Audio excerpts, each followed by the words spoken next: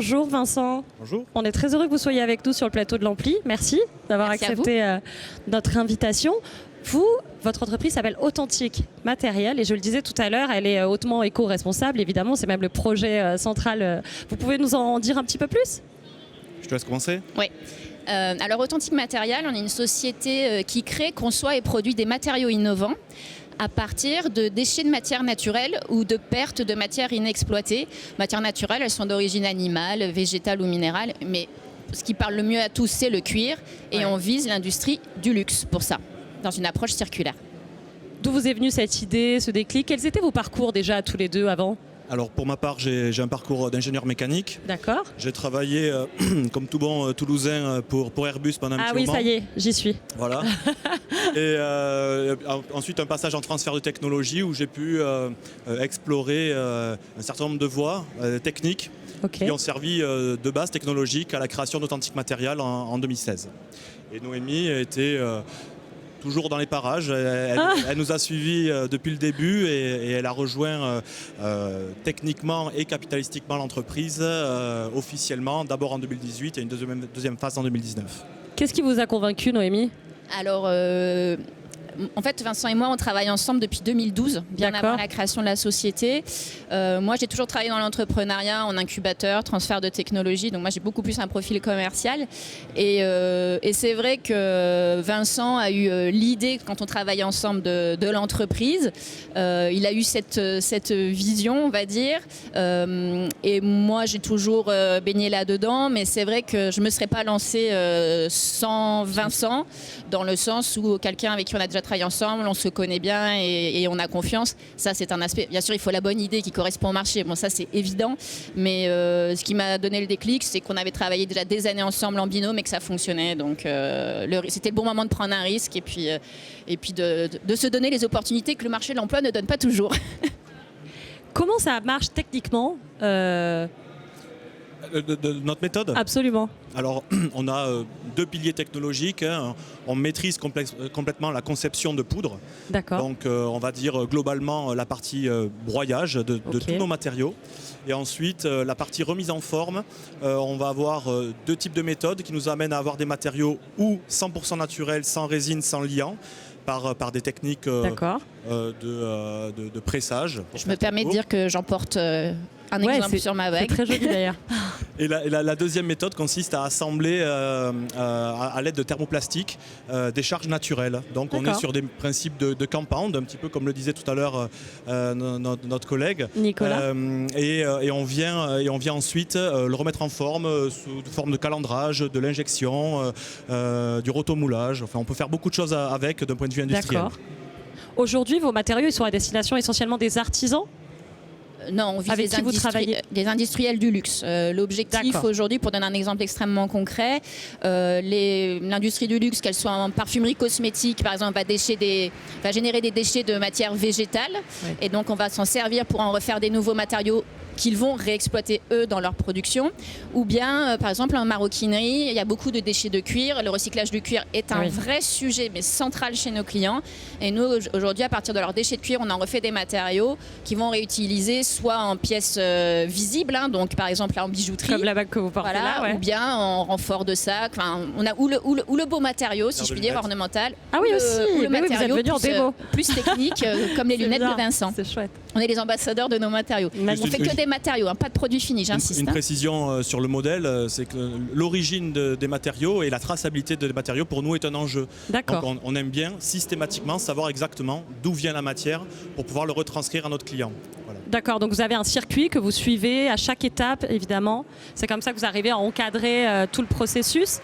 C'est quoi l'avenir de Authentique Matériel ? Quels sont vos projets là, dans l'avenir proche ? On est actuellement dans une phase industrielle, donc on est en train de s'équiper et de créer et de tisser un certain nombre de partenariats techniques, technologiques pour pouvoir envisager de la croissance.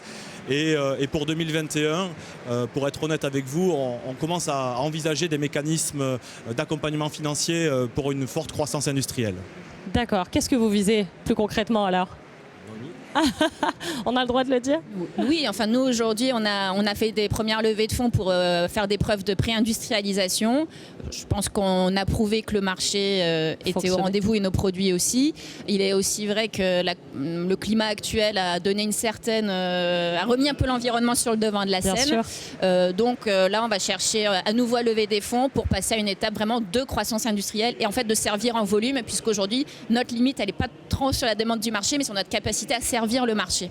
Vous avez senti justement un engouement plus récemment, le questionnement, les priorités de l'environnement Alors il est vrai, comme disait tout à l'heure notre collègue de la Bouche Rouge, quand on s'est créé, l'environnement dans le luxe, c'était pas vraiment un sujet. Il y a 2 ans, ça commençait à se réveiller, mais alors là, depuis quelques mois, tout le monde se réveille, mais d'un seul coup, tout le monde est très très très pressé. Et donc nous, on fait pas du tout de politique, mais en tout cas, s'ils estiment que de servir des matériaux plus éco-responsables, eh bien, ça fait partie de leur stratégie pour être en phase avec la situation actuelle, bien oui, nous on constate ça quand même. Et en tout cas, nous, on a pris le parti de ne pas rentrer dans la morositude de post-Covid. Merci, on vous remercie d'ailleurs. Donc, on a pris le parti d'accélérer et de continuer à accélérer notre croissance. Et donc voilà, on ne cherchera pas d'excuses derrière ça. On souhaite vraiment accélérer. Et c'est maintenant, parce que comme le dit Noémie, nos clients sont plutôt réactifs. Très demandeurs, et sont en demande. Donc pour nous, c'est maintenant qu'on souhaite mettre un coup de collier. C'est bien, ça fait plaisir à entendre. Et il faut la garder, cette avance, surtout. C'est ça. Vos activités n'ont pas trop souffert de la pandémie, de répercussions. Au contraire, vous avez ressenti une remise en question ?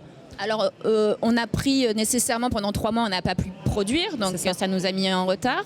De ce point de vue-là, en revanche, d'un point de vue commercial, on a pu créer des liens qu'on n'avait pas créés auparavant, déjà parce que les gens étaient disponibles différemment. Bien sûr. Et en fait, on a d'un point de vue commercial et aussi stratégique, parce que ça fait du bien de pouvoir se poser un petit peu. J'imagine, ouais. Ça nous a permis d'avancer sur pas mal d'autres sujets, ce qui n'empêche que point de vue production, il y a quand même 3 mois là à récupérer. Là, clairement, il a fallu qu'on se réinvente. Donc le fait de pouvoir travailler à distance, de mettre des rythmes différents, des rituels un petit peu différents. Je crois que c'est le cas d'un petit peu toutes les sociétés. Qu'est-ce que vous avez mis en place, par exemple, concrètement, pour vous adapter à tout ça ? On n'a rien inventé de plus que les autres. On s'est mis à travailler de manière digitalisée. On travaille à distance. On arrive d'ailleurs aussi commercialement à s'organiser pour faire des choses à distance. Ça, c'est un petit peu la nouveauté. Même si nous vendons des matériaux, donc il faut qu'on touche, il faut qu'on sente. Mais globalement, on a quand même réussi à garder du rythme. Le fait de digitaliser nous a permis quand même de ne pas finalement trop perdre d'avance. Mais maintenant, il faut quand même que nous on revienne au contact client et qu'on montre nos matériaux et qu'on les fasse sentir. Et du coup, j'en profite sur notre petit peu de temps pour vous dire qu'on a créé notre succursale suisse la semaine dernière pour servir le marché de l'horlogerie et de la joaillerie. Et donc on a quelqu'un sur place et du coup ça nous dédouane déjà d'un problème de fermeture de frontières potentielles entre nos 2 pays. On ne peut pas l'exclure. On va dire qu'on va essayer de rester positif nous aussi. Justement, vous évoquiez la philosophie de l'entreprise d'Authentic Material. Vous disiez, on va absolument lutter contre cette morosité ambiante.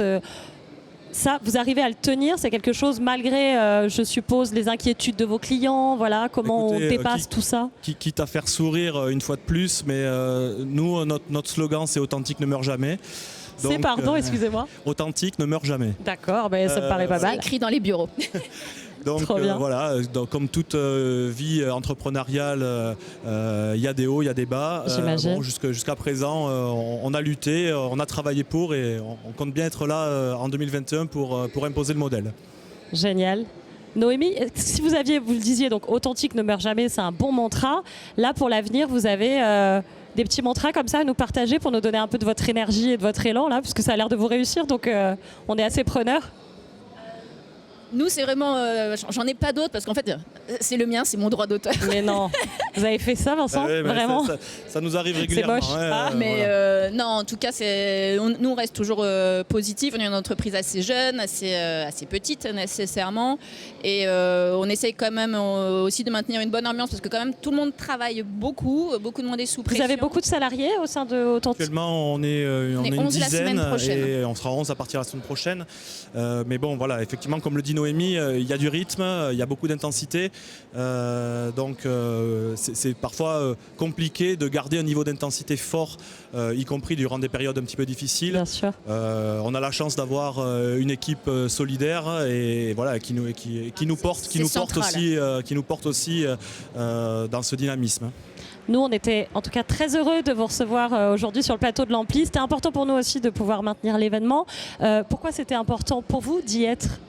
Alors pour nous, c'est important d'y être parce que déjà, on a été invités, que la BPI est un de nos investisseurs qui est rentré sur notre dernière levée de fonds.